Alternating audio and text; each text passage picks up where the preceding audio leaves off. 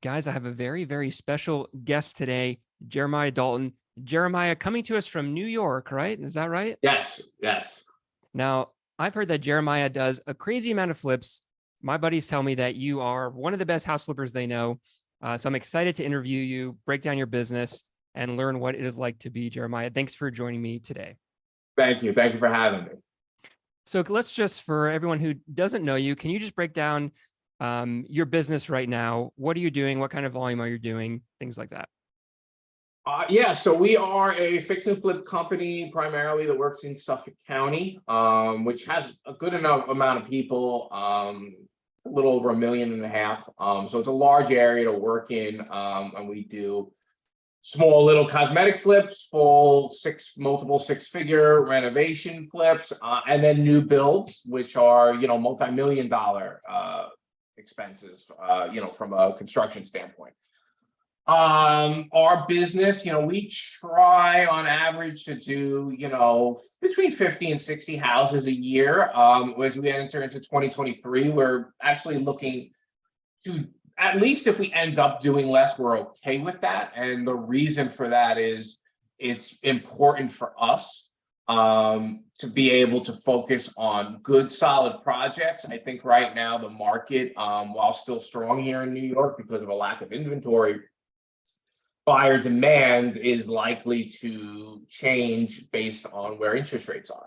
So if interest rates are higher, fives and sixes, you have a healthy amount of activity still. To get into the sevens, that's where people tend to pause. So we are looking to do, quality projects that we know that even if things were to happen, we've seen in the last couple of weeks some unexpected occurrences in the banking industry.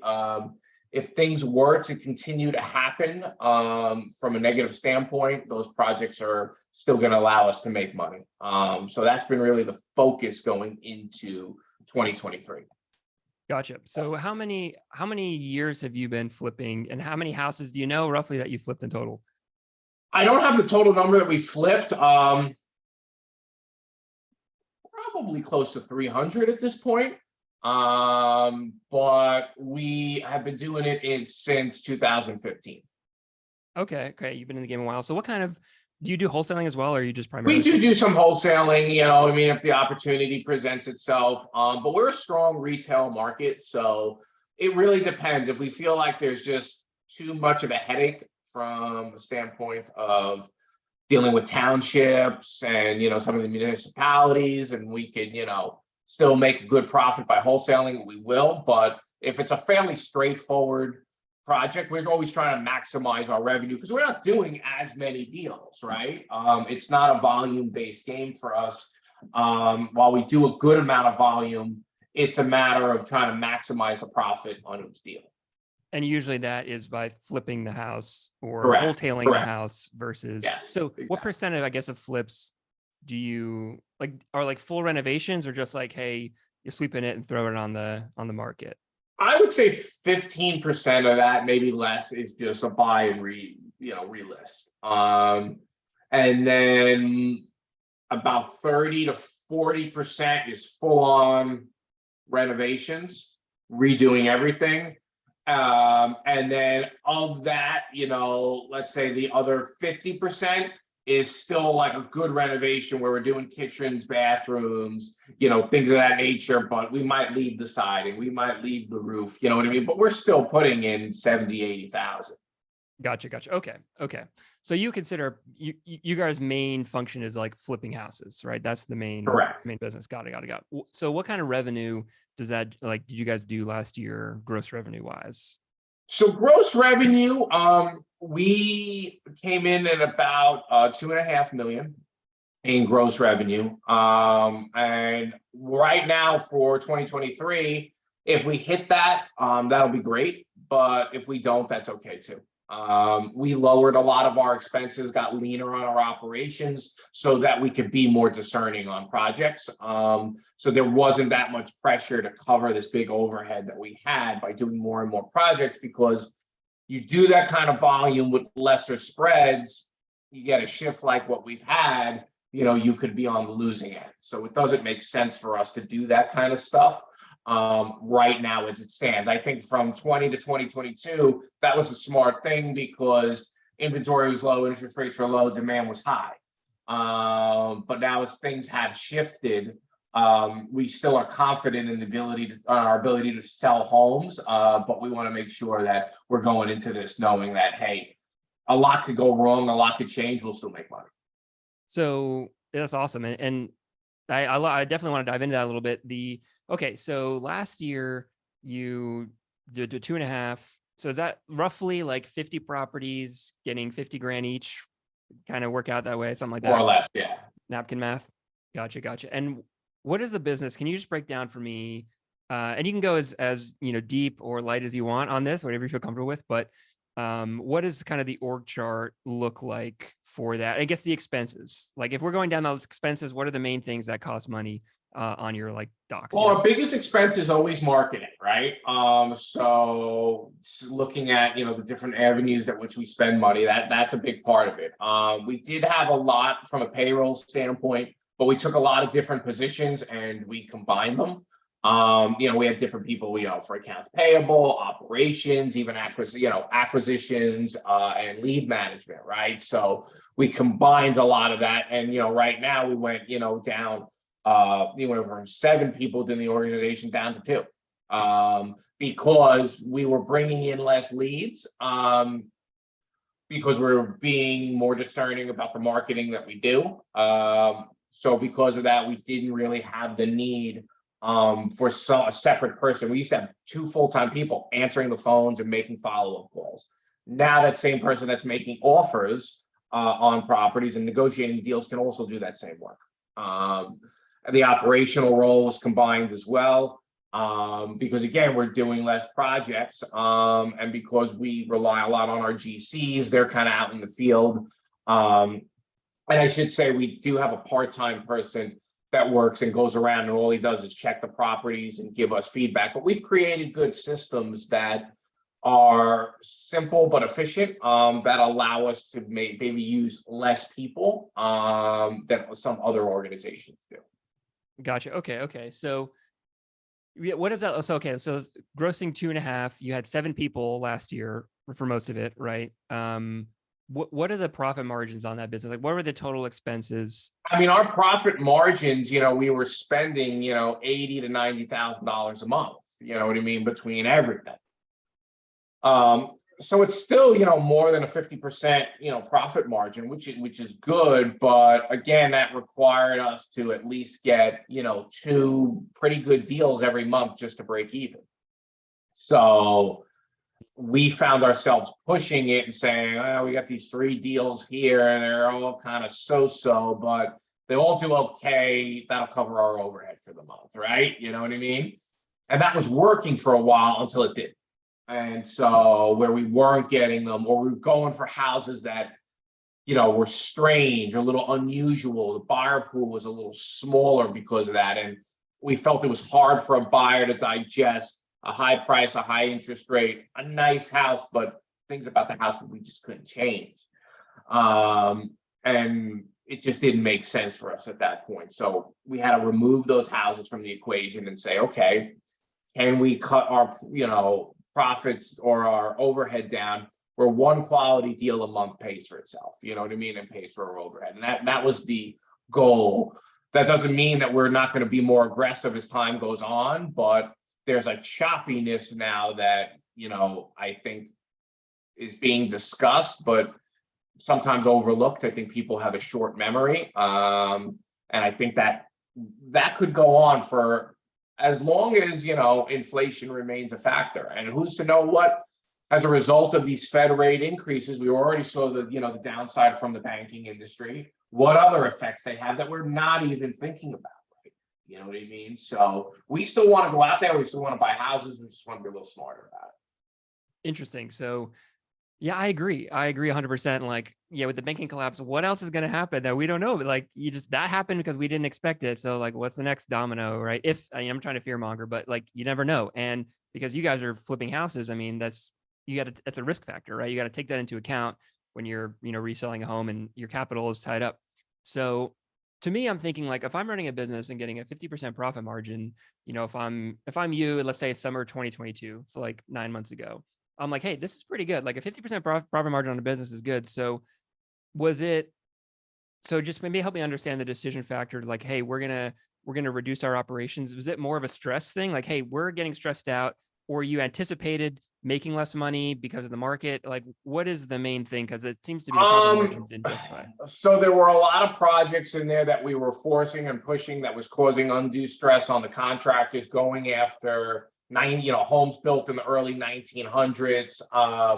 We had jobs shut down, from the towns. And there was just a lot of factors that said, what if we didn't do that? What if we didn't push the envelope on so many of these? And again, it was the theme for 2023 is to slow down to speed up.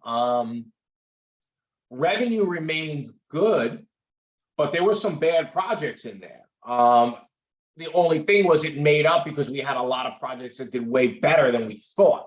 So it helped cover that. But now you say to yourself, well, what if we don't have that same cushion? What if we don't have, that same get out of jail free card? We got lucky here that we pushed through and managed to get through all that, but we may not have that second chance. So I think this is like a sign from the market that says, you know what?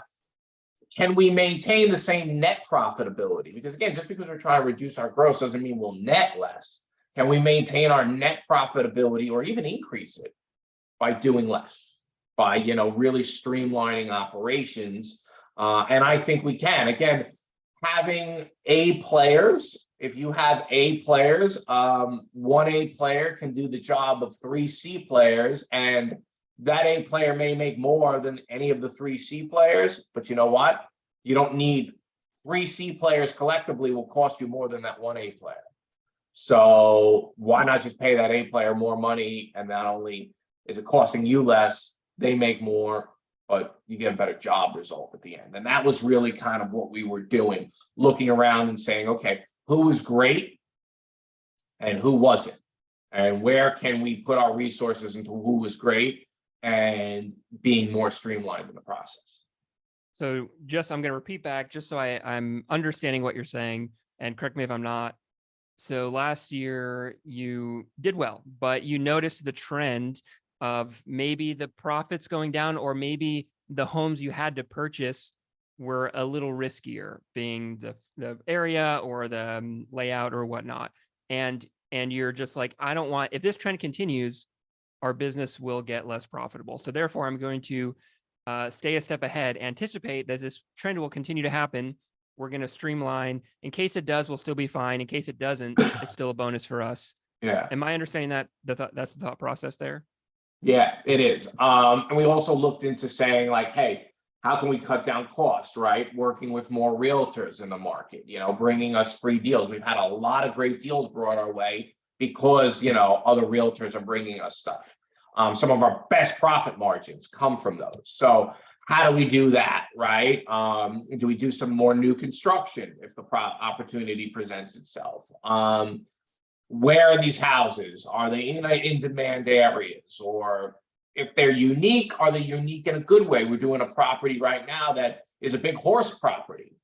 It's unique, it's a smaller buyer pool, but those buyers who are looking for this will absolutely go crazy for that type of property. It's unique in a good way. It may not bring all the type of buyers that we want to the market. They might say, oh, this is cool, but it's not really my thing. But just focusing on those types of things, where we have the large profit margins, we have the ability that when things go awry or things get surprising, we're like, oh, you know what? This is still going to be okay. You know what I mean? And so I think that's been a real importance to us.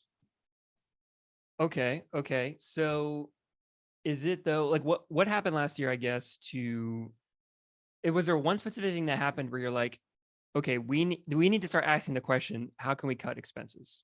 Like something has to happen for you to think that, right? Unless that's the way you think every year. There were a couple of projects that did very, very badly. Okay. Very, very badly. But again, if you looked at the P&L at the end of the month when those properties were sold, we were still profitable because it was outweighed by some super great project.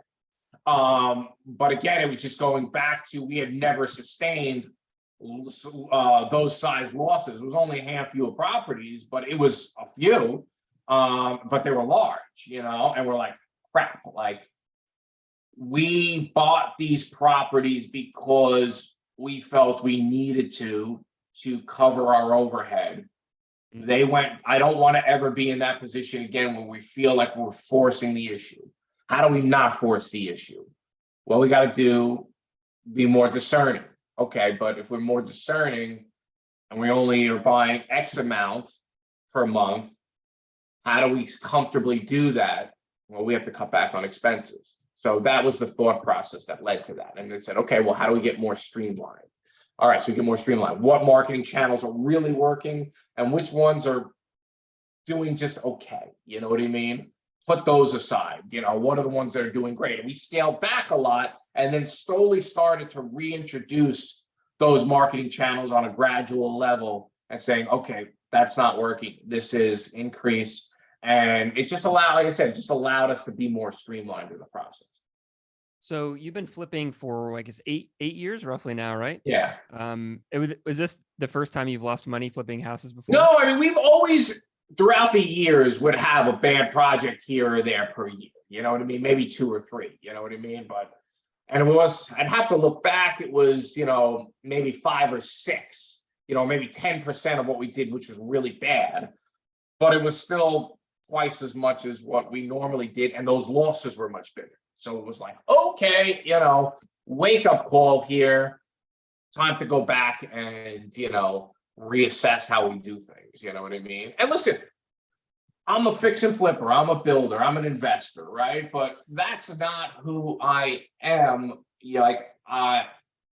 For me, I'm a business owner. I'm a leader, or I try to be. And I'm most importantly, a father, right? And a husband. I didn't feel like during those times, there was a lot of stressful things that occurred outside of that as well, in conjunction with the market correcting, that I felt as though I wasn't the person that I should be. I wasn't the right father to my kids. I wasn't a bad father. I just wasn't the best that I could be. And I felt like all those aspects, other aspects of how I defined myself were getting severely impacted. I was like, well, I never want to be in that position ever again, right? My priorities are them, my family, my home, etc. The people who work in my business. That's what comes first.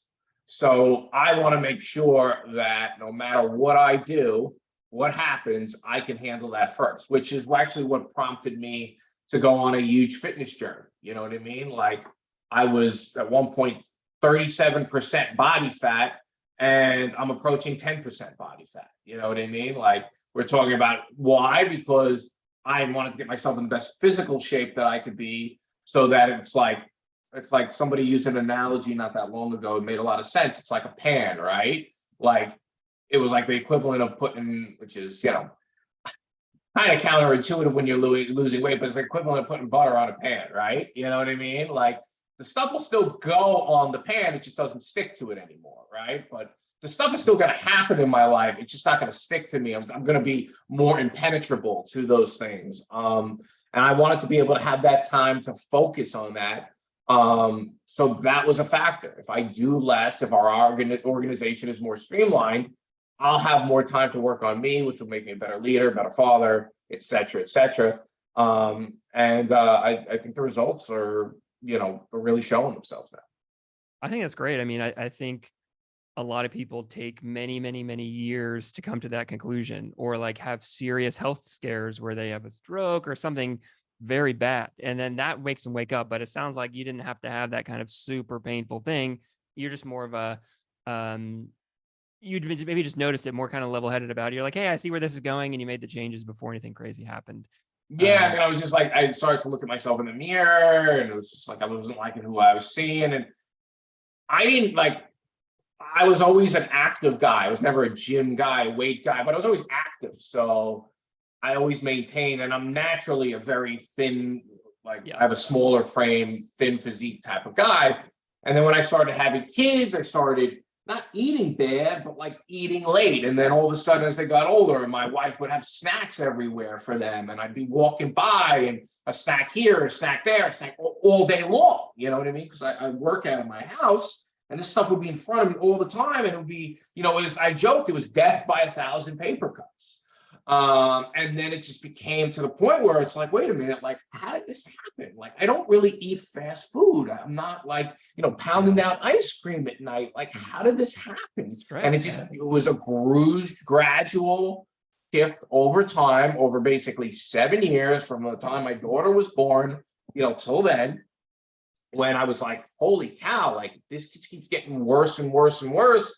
And I couldn't point to any particular thing that I was doing. And I was like, well, listen, things are going to get harder potentially. I need to get better. I've overcome these challenges in my life from an emotional standpoint, because the summer of last year was tough on a number of fronts, but I need to make sure I'm in the best position to handle this again, right? Like, it's going to happen again. How do I do that? Well, I got to start with my physical condition. You know what I mean? I saw myself in the mirror. I didn't like what I saw. My wife had made some pretty, blunt comments about how I looked. And I was like, all right, well, I'm going to make that change, right? So all that kind of got factored into the mix. And so I said, I was like, well, how do we maintain the same profitability? Let's do less. And again, like I said, the theme of this year is slow down to speed up. You know what I mean? And that'll help us get our processes more dialed in, go back to the basics. And then as we want to grow, we've got the A players in there to kind of help build that out if we want to go down that road. I appreciate you sharing all that. That's awesome. And so is to you the measure of a successful business profitability versus raw profits? How do you think about balancing those? I think a measure of a business is how well does the business serve its owners and the people who work inside of it, and then net profitability. You know what I mean? There's all these people out there posting their gross revenue numbers, yet they're operating off of, a 10% profit margin, right? So I think your net profitability is the most important thing. I think so many people want to boast, I'm doing 200 deals, you know what I mean? We're grossing 500K a month, blah, blah, blah, blah, blah, blah, blah. But again, how many people do you need to sustain that? And what happens? One of the things that was sort of a wake-up call for me was, as I was growing, I didn't want to just add more. I was doing that. I was adding more people because I felt like I saw these other organizations around me adding more people, when in reality, I said, well, what happens? And I watched a lot of these same organizations as they were growing. All of a sudden, the owners getting on like Facebook Lives. I had to cut 10 people, I had to cut 15 people. I'm like, well, are we just growing so that one day when things shift, like we just have to scale it back and pull those people away? Like, I don't want to ever have to do this again. I want to make sure that like when we're growing, we're always streamlined and lean enough that when things happen, we have to make very few changes, if any changes at all. You know what I mean? And that was a wake-up call for me in that regard. So aside from a personal goal, I wanted the people who were within the organization to be with us no matter what. You know what I mean? And that's not to say that we wouldn't have to add on a few ancillary positions to help us out when the time comes. But those core people, I always wanted to make sure there was always a home for them. Do you think adding people onto your team and growing revenue is partially like an ego trip a little bit? Sure. Was it for you at all? And I realized as I was growing and revenue was growing and I was adding more people, I wasn't any happier, right? Now, the reverse was also true. As properties, when we would have big months and I would close these huge profit deals, I'd say, well, do I feel any different? No. So I used that same mentality and said, okay, well, we just took this house and, we lost a bunch of money on it. Do I feel any different right now? No.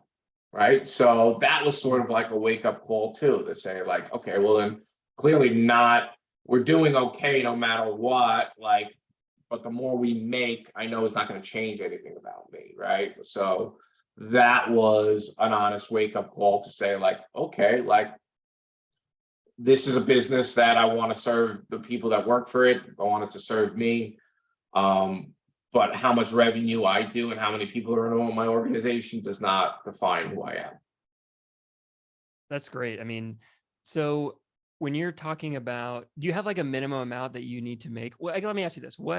what would be the minimum amount you need to make where like you're, quote happy? They say like the studies out there, if you're making 70 grand a year, anything more than that really doesn't add anything to your life. I mean, I would Um, say, I'm gonna be the first to tell you, like, I live in an expensive area, I'm not, living off of champagne and caviar every day, but like, we live in an expensive area, I got three small children. It's expensive. Vacations are expensive for those kids, which is really of most importance to me. So for us to make money, I mean, we have to do, pretty well. You know what I mean? We have to do well. My wife drives a nice car. Drive a nice car. I don't really need the car. I thought about selling it, and the only reason I haven't sold it was like I got a 1.6 or whatever percent interest rate on it. You know what I yeah. mean? I was like, it's the same reason that some people don't want to sell their houses, right? But if it weren't for that, as much as I like the car, I don't really need it. So like 200 maybe roughly need to like, Yeah, I mean, I would say that's fair, but I mean, listen, it's getting more and more expensive. You know what I yeah. mean? I think baseline for anybody is $20,000 a month. I did a simple vacation this weekend with my kids. I own skis. It was a ski vacation. We stayed at a Marriott where I used my points. I think it was $500 for the 2 nights. It was $1,500 for the weekend to put them in ski school. So now I got 2,000. It was $500 to rent the skis. It was another $300 in lift tickets for my wife and I for the weekend. $100 in gas, and then $100 because we took a ferry from Long Island to Connecticut. $3,000 for a 2-day ski trip. You know what I mean? Yeah. And we didn't go to a fancy ski mountain. We didn't stay at a fancy hotel. The ski school obviously made up a big portion of that. But again, it gives you the idea things are very expensive, right? So, Yeah. this whole notion of you need $10,000 a month, it depends. Like, it depends, you know what I mean? But I think 25 probably is like a bare minimum to be comfortable and pay all your bills. And I know that sounds crazy. Excuse me. I know that sounds crazy, but things really add up if you want to live comfortably. You know what I mean? You move to a different area. Where we are, it's an expensive area, but our kids get a great education. It's a beautiful place to grow up. And you see the people in the neighborhood who've lived here for years, they're always coming back. I think that's a testament to this area. But things do add up. I mean, every time I, turn around, you know what I mean? Who needs this? Who needs that? Right. That's just being a parent, you know what I mean? Like, I joke with friends of mine, that may not have kids, right? Their expenses are very different from mine because of everything that's needed to support them and give them the lifestyle that, I've worked hard to do and I feel they deserve. So, I mean, ultimately, that's first and foremost. But again, I want to make sure that the money that we're making allows me to also reinvest in investment properties that, may not be making any money or cash flowing, but I don't need that cash flow. That just stays there for a rainy day or whatever it is. And, that because eventually at some point or another, right, you may not want to do this forever, there's different things you want to do. Like, I love traveling with my family as much as my three small children torture me in the process. I love traveling and seeing new places with them. That's what's important for me. We don't do that as much in the summertime because where we Right. live, it's really nice during the summer. But in the, fall and the winter, I want to be able to go to different places with them. You know what I mean? And enjoy different things and experience different things. That's what I look forward to. The material things, they don't really count for much. You know what I mean? I don't really need anything expensive. I wear reasonably good clothes, but nothing out of the ordinary. Ultimately, I go to a meal prep place to get my meals. They're in a little square Tupperware. You know what I mean? It's ultimately, and when I was eating more expensive food, I was just getting fatter and feeling worse about myself and spending more money. And it's been about these last 8-9 months about filtering out what really brings value. Like, it really brings value to me when each week I'm comparing before and after photos of my physical physique and watching it change. You know what I mean? Like, that brings me a lot of joy. Traveling with my family brings me a lot of joy. Being present for my family and enjoying time with them without having the additional stress of work and what's going on in the market. That brings me joy. Being able to take the opportunity to do this podcast with you and then get up afterwards and go for a walk. You know what I mean? That brings me joy. The other stuff really doesn't. The other stuff doesn't. That's why we get into business in the first place, right? That's why we take on that financial risk and the stress, is to be able to do this kind of stuff, right? That's kind of the point. And I'm curious how did you end up growing such a big business? I mean, 2.5 million revenue this year. I mean, even if it's a little bit less this year, I mean, that's a lot. That's a big business. How did you take that trajectory? Because a lot of flippers never get there. They're doing, 5, 6, 10 houses a year. And that's kind of it. But how did you, what makes Jeremiah different? How did you explode? Well, I mean, it started with one house, and then that was 1 year, one project, and then double that the next year, and double that, right? Like, I think they say if you take a penny and you double it every day, it's 1 cent, I think.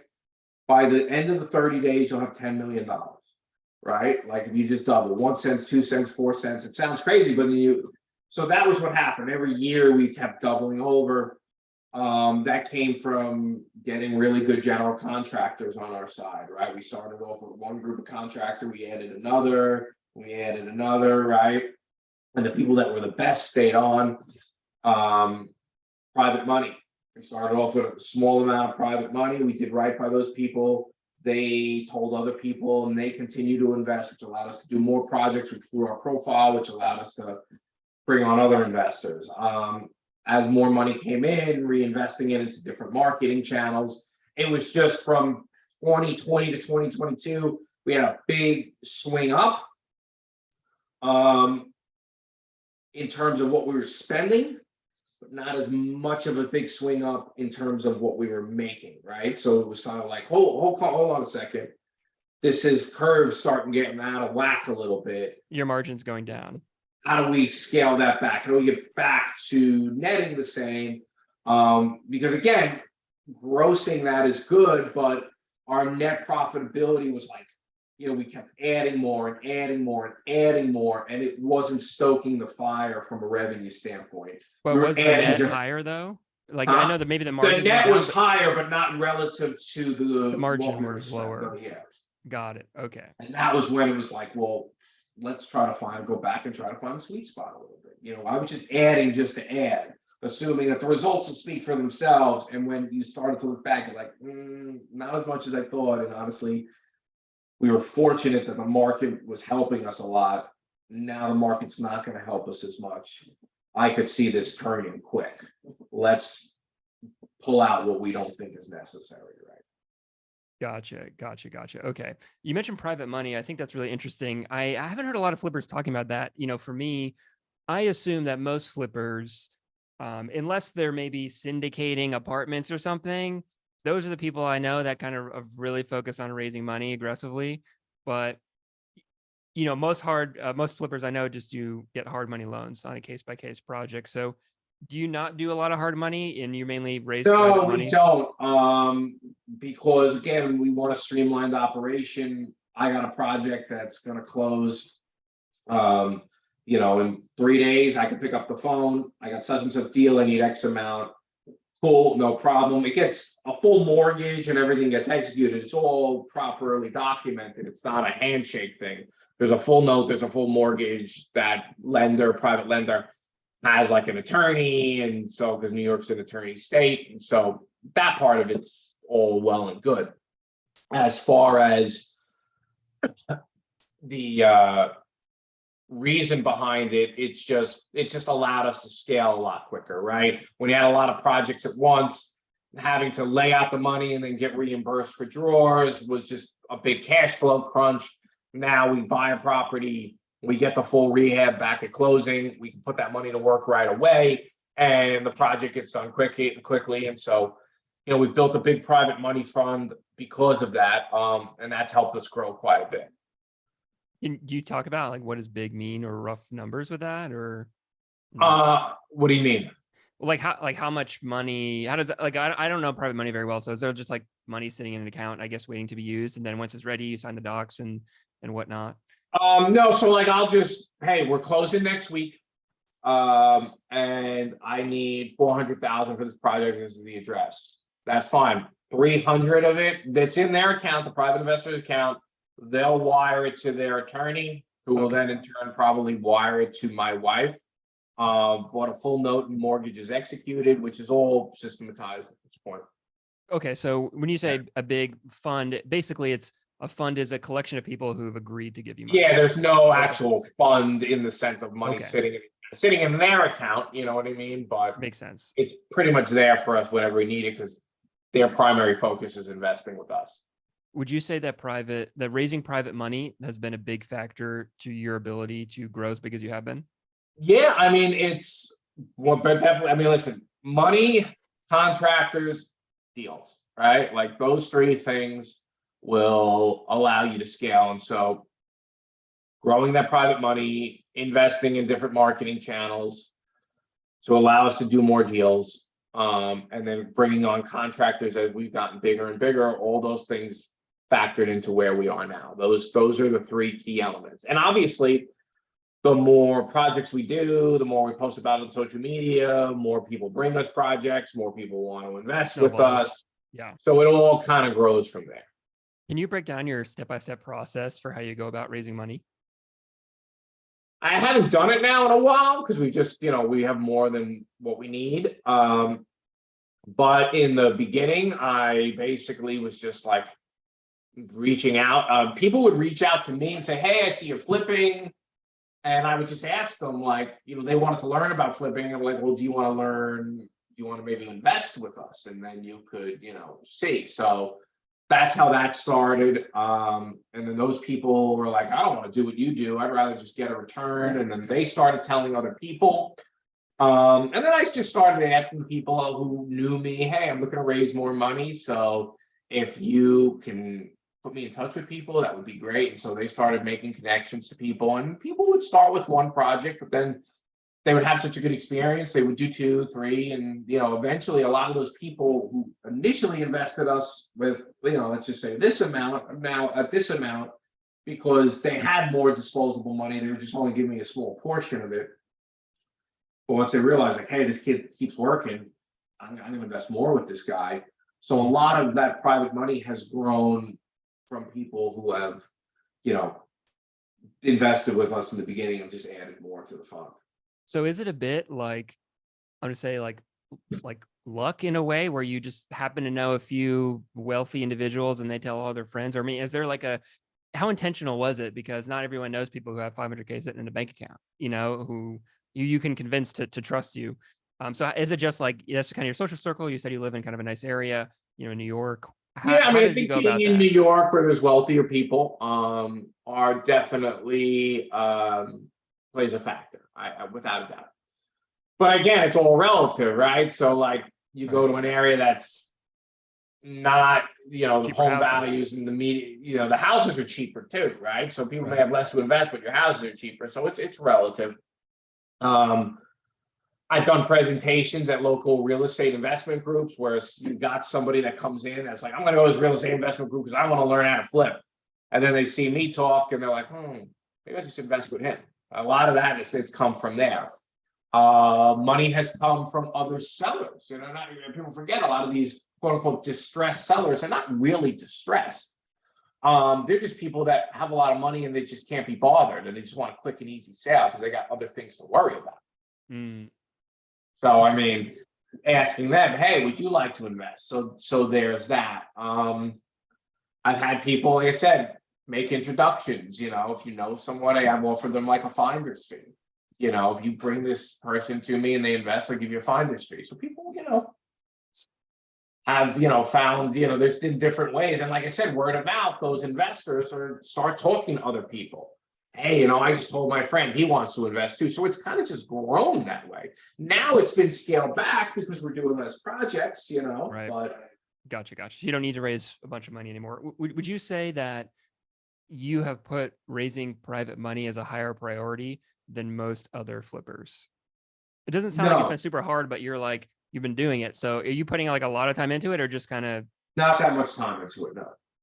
Interesting. Do you think a lot of other flippers raise private money and maybe I just aren't aware of it, but it seems like a lot of them do hard money loans. Does it just happen to be in the area you I live? think Like if what? you do less projects and you're not worried about cash flow, hard money loans, don't forget those hard money loans charge points. So that point factors in, could be a big chunk of what you're paying in interest, So right? what is the difference in terms of, In mine, let's say it's a flat 12%, right? Somebody else might borrow hard money at 1 and 9. Okay, 1 and 9 sounds cheaper until you realize it depends on how long. If you're in and out of that deal in 3 months, that 1 point is adding another 4%. 4 plus 9 is 13. You've now just paid more than you pay a private investor. so it's flexibility partially, or the terms are much Flexibility, better. terms are better. But again, removing that point out of the equation, you don't realize sometimes how, especially if you're in and out of deal fast enough, you've paid a full point on that loan. Doesn't matter when you're in and out of that deal. If you're in and out of that deal in 2 months, that point is like adding another 6% on top of the interest you're already paying. Think about that, right? You know what I mean? So if you're paying 1 and 9 and you're in and out of that deal in 2 months, because it could be if you buy it, put it back on the market and as is, now you've just paid the equivalent of 15% interest. So That's like, that could be like $10,000-$15,000, right? I mean, it could be a lot of money. Yeah. But again, I didn't put a ton of effort in private money. I just did it organically as we grew. A lot of my same investors, when I needed more money, I'd say, hey, I have more projects. Do you want to invest more? So it was easy from that standpoint. So that was the first thing. And then the second thing was I didn't want to have like jumping through with hard money, even if you're an experienced flipper, sometimes it's a pain. I didn't want that pain. I wanted to focus on getting more deals, building more relationships with contractors. I didn't want to have all this documentation that hard money lenders needed. It just didn't want that to be a factor. Not to say that you couldn't do it and make it streamlined. I just didn't want that. Gotcha. Okay, cool. I want to pivot a little bit for the people that are listening here who are maybe newer. They're trying to get, let's say the first flip. What would you give it? What advice would you give to somebody who is trying really hard to do their first flip, find their property and do their first renovation? Well, I mean, I think from that standpoint, you have to get private money. You got to get some kind of funding set aside. So whether you have enough money for the down payment or like the hard money loan, you need to get that prepared, right? Because I know they say, well, if you find the deal, the money will come. Yes, to an extent, but get one or two under your belt, right? At least that. So at least have your funding somewhat secured. Meeting with contractors, getting your team in place. Say, hey, I'm starting to flip homes. I'd like the opportunity to work with you. If I come across a property that, I'm not sure what the renovations cost is, can I pay you? I have to pay them good. I'll pay you $300. Just go through and let me know what you think, right? But start to build your contractor team. Know what your end value is. Now, if you're a realtor and you comp the property yourself and you're comfortable with that, great. Partner up with a realtor. Hey, I'm going to start flipping properties, but I'm not really sure what these things are going for. I'd like your expert opinion. If you're able to, value these properties for me, I'll pay you X amount per valuation. Or somebody might say, no, don't do that. As soon as when we get that property, I'll do them quick enough for you. When we get that property, I'll get the listing back. Okay, that's a lot of what I did, right? So there was that. And then obviously, while this is all happening, you got to be scouting for deals. You got to put some type of whether it's money or effort, into off-market properties. You've got to either say, I'm going to take some money and put it into a direct mail campaign, a PPC campaign. Yeah, I'm glad you mentioned that. Let me ask you a question about that. Yeah. So if I ask every investor this, if you had, if I put a gun to your head and said you had 30 days to find a deal, what would you do? I'd probably go into PPC. But because it's the fastest way to get a deal. You could pay to put yourself at the top of Google. The fastest way. They tend to be pretty motivated, but you could strike out. But you're going to have to spend a good amount of money.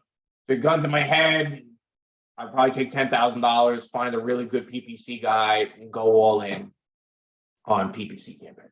What if you had no money? Then if you had no money, then I would do the opposite. And I would be scouting around looking for not abandoned properties, right? Because they might be underwater, but I'd be looking for properties that are occupied that just look like absolute dog shit. I do one of two things. Absolute dog shit. I'd go back, I'd skip trace, and I'd cold call all those people. And you probably have to do about 2,000 properties to do that. But break that down, you know what I mean? If you do 100 properties a day, which you can find, and skip trace and call them, you spend half the day skip trace finding them. This next day, second half of the day, skip tracing and cold calling them. Within 20 days, you could get through that and you could find your first property. Or other option is networking with as many realtors as you possibly can, and saying, hey, listen, I'm going all in on this fix and flip business. You got to sell the dream a little bit. I'm going to grow this. I'm going to be one of the biggest fix and flippers in this area, but I want somebody to grow with. Can you try to see if we can, come across some deals? Whether that's on the MLS and it's an age listing that you could lowball and get a good deal, or maybe they've got a lead on something. You find your go-to person. I was in early on in my business. I had a guy that I partnered up with that was going to be my go-to guy. Unfortunately, as I grew, wanted to be more aggressive, he didn't have that same ambition. And I found I'm finding somebody else that was around the same age as me, equally as hungry. We still work together now.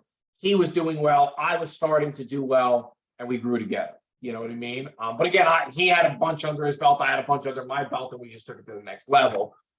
And you have to understand that the person you start off with may not be the person that you wind up and, going down that path. They may be good for a year. You may get to a next level and they're not ready. They don't grow with you. I've had that, right? Realtor wise, contractor wise, within my own organization. We're growing. Are you growing? If you're not, it's time to move on. You know what I mean? But those, like I said, those are different ways that I would find deals. Gotcha. Okay, cool. Yeah, that's a great answer, man. This is gold. I appreciate it. All right. So fortunately, I got about 10 minutes left. I wish I had like 3 hours. I really do. Maybe we could do this again sometime, but this has been great information. So I have a couple of rapid fire questions for you. Give a, short or long answer, doesn't matter.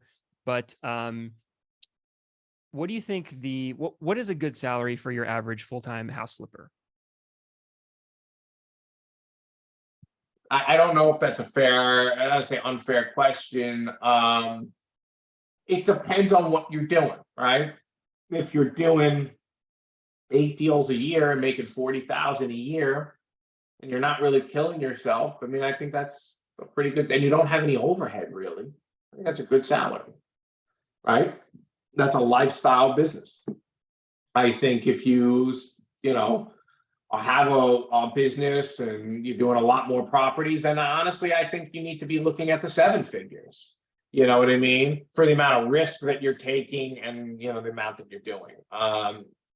Really depends on the person, who they are, what they want, but I really do think at the end of the day, it comes down to a per deal basis. I think for the risk that you're taking, average sale price, let's just say 300,000 to 500,000. I don't think you should try to walk away with making less than 40,000 to 50,000 a house. Gotcha. Okay. Can I In ask that you? range. Can I ask you how much you took home from your flipping business last year? I'd have to look. I mean, we were well over 7 figures, That's awesome. Okay, cool. You know what I mean? I have to check. But like I said, if I remember it, because again, there's obviously a lot of deductions that go into play. But for us, if we do 2.5 million and we're at 50% of that, I consider that fair. So for anyone who, let's say, is, trying to do house flipping, right? Maybe they've been watching a little bit of TV, HGTV, things like that. How does real life house flipping differ than what people see on TV? I don't watch a lot of the TV stuff, but I think the houses themselves sometimes are made out to be a lot more glamorous than you would as a flipper. Not to say you want to do a bad job, but you're there to cover the big tackling, big items. For instance, landscaping is something we don't do a lot with because it's so subjective, right? We clean it up, we make it presentable, but you might have a backyard that you're going to have to seed and sod. You know what I mean? Might have to add sprinklers. I think there's a lot of surprises, no matter what the project is. I think the surprises you see on TV, and one, don't always happen, and two, if they do happen, they usually cost a lot more, right? They show you more surprises than you otherwise would encounter. But when you do encounter them, they tend to be a little more costly than you see on TV. Flipping versus wholesaling, and why? Which is better? I think wholesaling at scale, if you have the right buyers list and you have buyers that are looking to buy at aggressive numbers, I think wholesaling is a better model. I really do. But again, if you can walk in other states and get something, wrap it up under contract very quickly for not a lot of money down, and then you don't have to deal with the attorneys and everything like that, and then you've got a big buyers list that are willing to buy it at these numbers for whatever reason that they are, I think it's a good business model. That's not what we do, but I think it's a good business model. That's not to say that I wouldn't pursue that down the line. Certainly thought about it. In our market, because of the attorneys and because of the difficulty that it is just to get a deal under contract, I want to maximize my profit. How do I do that? By flipping it. So for me, that works better. Rehabbing, we're fortunate to have good contractors, so the rehabbing part isn't as much of a challenge. The bigger challenge is when the towns step in and give you a whole bunch of BS. That's the bigger challenge. Or the sales side, where they have a bad attorney and they're making things just that much more difficult. That's a problem. Those are the difficulties we encounter. The rehab element, not really. Yeah, New York, especially with regulations and stuff, is worse than a lot of other markets. That's, I know, one of the challenges that you have to deal with. So the last question is there anything else that I didn't ask you that you want to share with people who are either maybe looking to get into flipping or wholesaling, or are already doing it and are trying to grow their business? No, the only thing I could say is just like, if you act like a scumbag, you won't last. You know what I mean? You don't have to be a pushover. A lot of people will tell you, like, when Jeremiah is pissed, he's pissed. And if you dick him around, you're gonna get it. And I'm not embarrassed to be that way at all. But they always say, always do the right thing by you. But if you fuck around, pardon my French, you're gonna hear it. And he's gonna let you know. And I don't want to make any apologies about that. So you've got to know when to stand your ground and not be a pushover, and you got to know when to be fair and reasonable and treat people the right way accordingly. I love that. I feel like that's the most New York thing that you've said this whole episode. That's definitely such a New York mentality. I love that. Don't piss me off, but you can't be a scumbag either. I 100% agree with that. Cool, man. Well, I appreciate it. I mean, I have a trillion more questions I wish I could ask you. I don't have time, unfortunately, but thank you for doing this, man. I know you're busy. You have a great business. I love that you were sharing about the pivots you're making, the downsizing that you did as well. Not everyone talks about that, so I appreciate you doing that. Clearly, you know what you're doing, and thanks for hopping on today and letting me pick your brain for a little while. Thanks, man. Thanks for having me. Take care.